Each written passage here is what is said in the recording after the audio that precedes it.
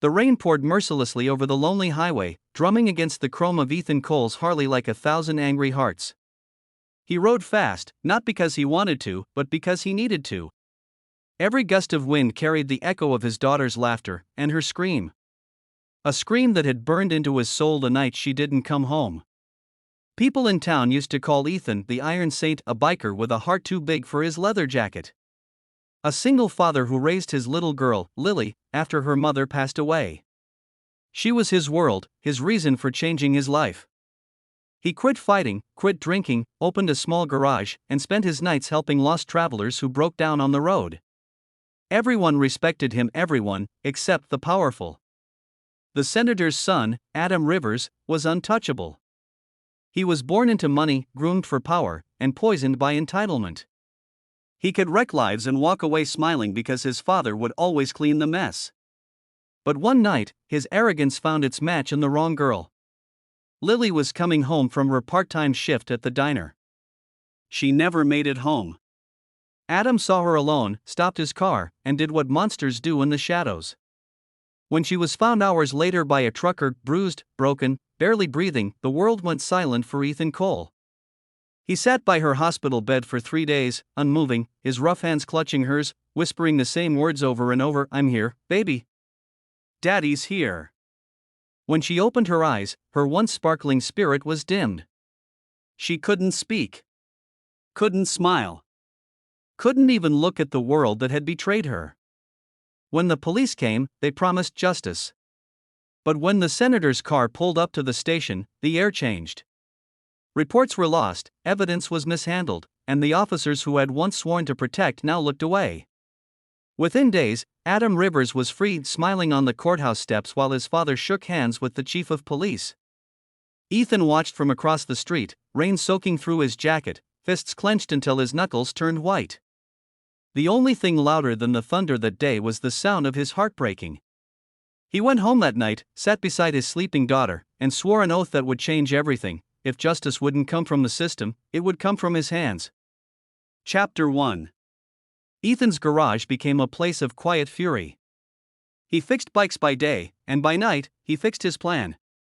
His brothers from the old biker club, the Reapers, came one by one when they heard what had happened. None of them spoke much. They didn't need to. Pain had its own language. "Are you sure about this, Saint?" one of them, Razor, asked, lighting a cigarette with trembling fingers. Ethan's eyes didn't blink.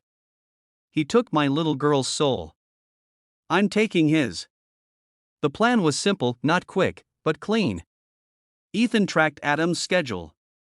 He followed him from his luxury apartment to the exclusive bar downtown where politicians' sons played gods. He saw the smug way Adam laughed, the careless way he touched the waitress's arm, the same way he'd touched Lily. That image burned a hole through Ethan's restraint. But revenge wasn't about rage, it was about precision. Ethan wanted him to feel fear first. He started small.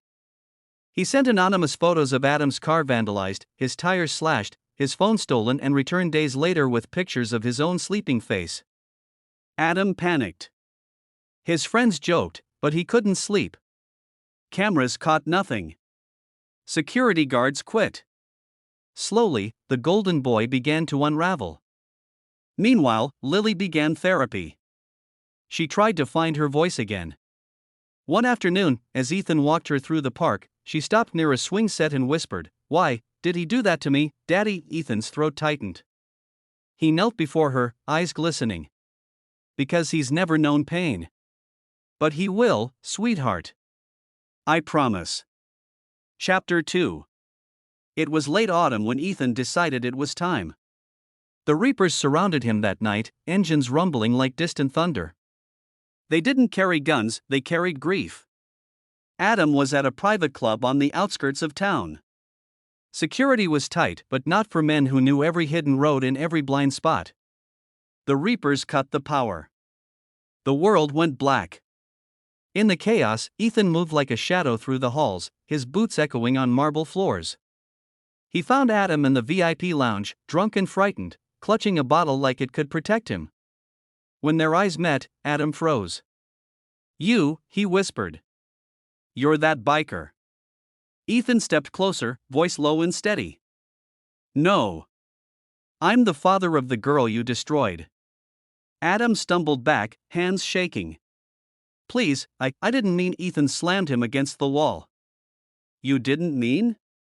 You left her bleeding on the road. Tears and rain mixed on his face as he held the man by the throat. But as his fist tightened, another image flashed before his eyes: Lily, fragile, smiling faintly as she tried to draw again, her hand trembling. Ethan's rage faltered. He dropped Adam to the ground. Adam gasped for air, coughing. You can't touch me.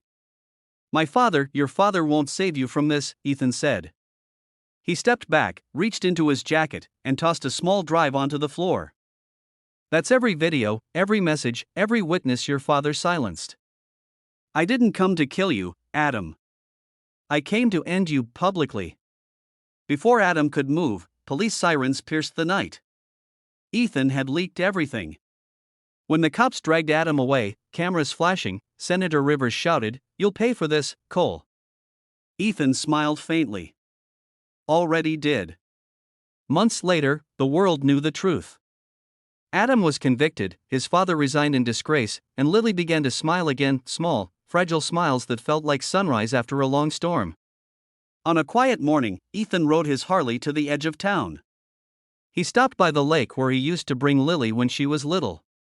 He removed his gloves, let the wind touch his scarred hands, and whispered, "Justice isn't what the world gives you, it's what you fight for."